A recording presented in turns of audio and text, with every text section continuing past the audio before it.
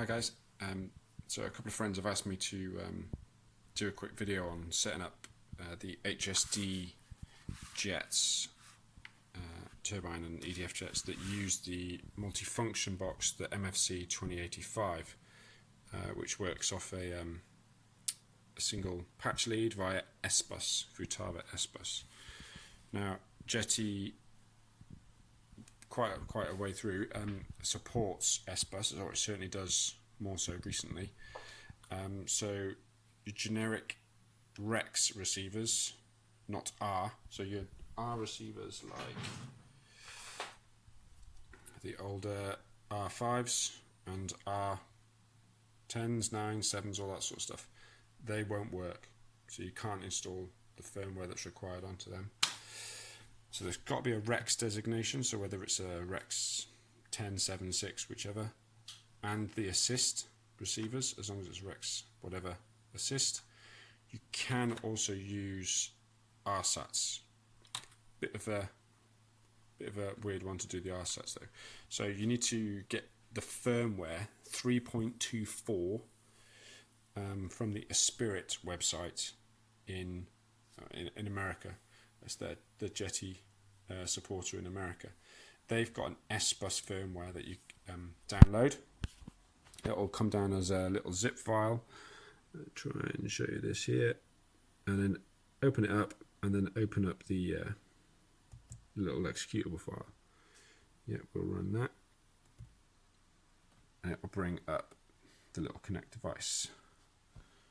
I'm going to do this on my phone at the same time. So we're going to, right, once I put this down, we're going to plug the RSAT, the patch lead, from your USB connector into the extension port, and it will automatically recognize your RSAT and update it to 3.24, the SBUS version available from the Spirit website. Now once we're done on that,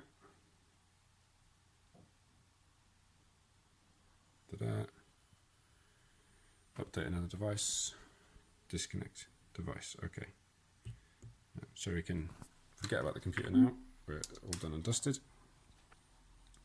So from there, you want to bind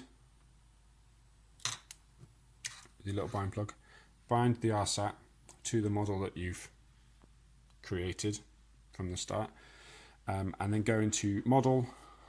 Let's do it quickly on this, although I'm currently bound to the REX 10, it's a similar thing. So model, device explorer, in this case it would say RSAT, and at the top it will automatically, before this it will have output, and it would have already selected UDI. Now it's not UDI, it's just what it's called it in this particular firmware. UDI is what we know as UDI, normally what we'd plug into Powerbox and all that. This is a SBUS, it's just they've labelled it UDI. So we know that's connected. From that point, your RSAT will be ready to connect to any SBUS device. Right. So from there, we'll forget about the RSATs. This has been updated, it's got the latest software on. This has got the latest software on. We now want to set this to read from SBUS. So we go into alternative pin config. I should just mention we're looking for in the model I'm going to be using. I'm going to be using E2. If this should focus, I'm going to be using E2 or channel 8. You can also use E1 and I believe the extension port as well. But if we come into here, so go back a bit, alternative pin config, and I'm looking for number 8 E2, and I've already set this to SBUS. If you wanted to use E1, which I've also set to SBUS but didn't end up using, you can select that there, and it's just a case of selecting it and choosing whichever output you want on that point. So we'll stick with SBUS. Okay, that's the receiver now set up to output in SBUS. Now from there, the MFC-2085 comes pre-programmed for the particular model. In this case it's a Super Viper. Not focusing again. In this case it's the Super Viper. It comes pre-programmed with what HSD have decided as the correct programming and the correct function on what channel. Now, going through the manual. Here, handily, is a list of the functions and what channel they're associated to. So, as if by magic, if we go functions assignment, wrong, servo assignment, you will see, for the most part, where it says channel. So for example, Aerolon channel 1, Aerolon is on channel 1. Smoke is on channel 7, smoke is on channel 7. The only difference I've deviated from this is the afterburner light. It's from factory programmed into channel 3. I've put it onto channel 10, and the only reason I've done that is so I can, because Futaba is all reverse and throttle reverse, I wanted it separate so that if it's needed reversing and not reversing, or I can program the end limits myself.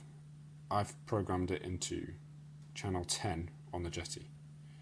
Now, I'm going to put this down. I'm going to join you back up in a second once I've put the receiver in the model. Okay, so now the receiver is set up to output on SBUS on output pin 8 or E2. The patch lead comes pre-installed from HSD. Plug that in the correct way up into your selected SBUS output channel pin, and then we'll power up the model. Make sure obviously your transmitter's on. Power up the model.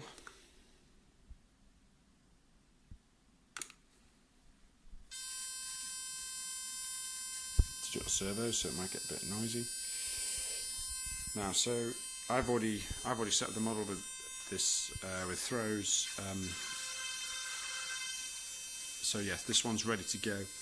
I set up all my models as per Harry Curzon's suggestions. So flaps are not assigned to a generic switch as such. That I use flight modes, and each flight mode setting has a different set point for the flaps through butterfly. So no need for a designated switch on functions assignment. So my flaps are there. Let's go back to servo assignment, refer to that. Okay, so as I was saying before, the afterburner light I've set to channel 10 in this case. Like I said, the reason for that is so I can do my own programming on that channel rather than it being mixed in with the throttle. So in order to change that on here, because it comes factory set to channel 3, you need to go into the menu. So hold that down, and we need to scroll through using the plus and minus arrows.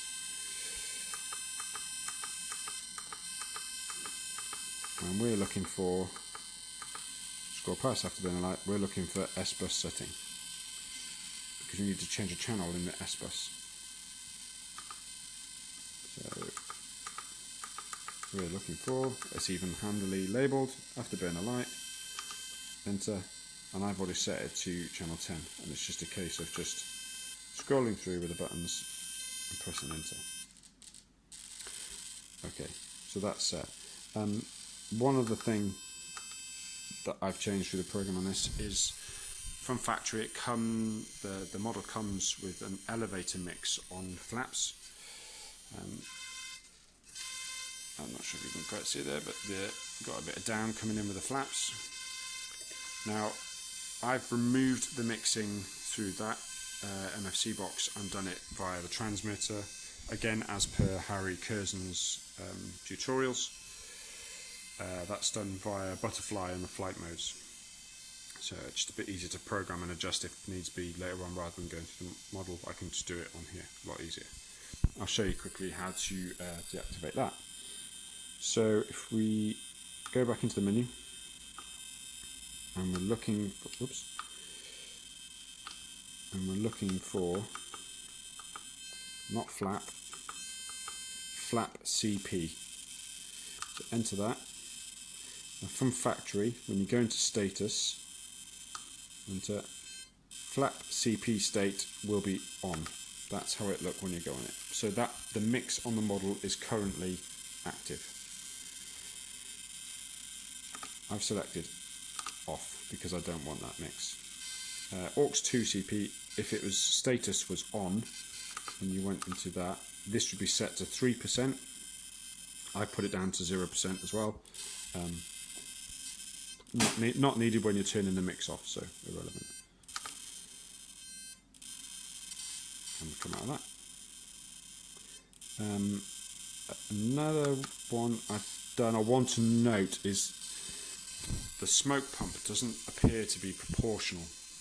Nothing I can do on this, on the transmitter, going through Harry's tutorials.